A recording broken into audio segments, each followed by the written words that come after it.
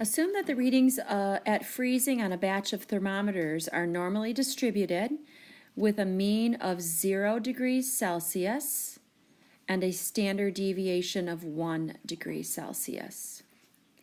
A single thermometer is randomly selected and tested.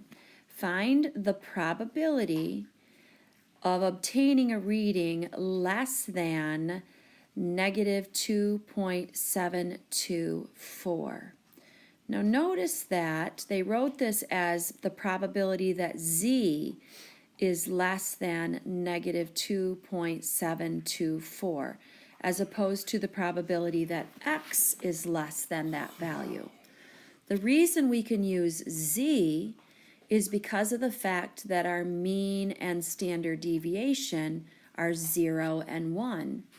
And we know that in the normal curve, when your mean is 0 and your standard deviation is 1, you're in what's called the standard normal distribution, and therefore you have a z-score.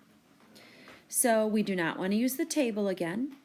And we are looking for an area, so that means we're going to use our normal CDF command. This time, though, we're wanting below that z-score. So negative 2.724 would be somewhere close to here, 2.7 standard deviations below, and we're wanting below, so we're wanting to know this area right here.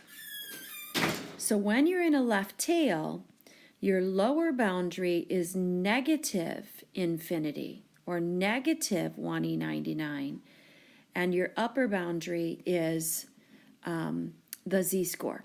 In this case, negative 2.724. Mean, of course, is 0. Standard deviation is 1, in case your calculator requires that. And when you do that, you get the following answer.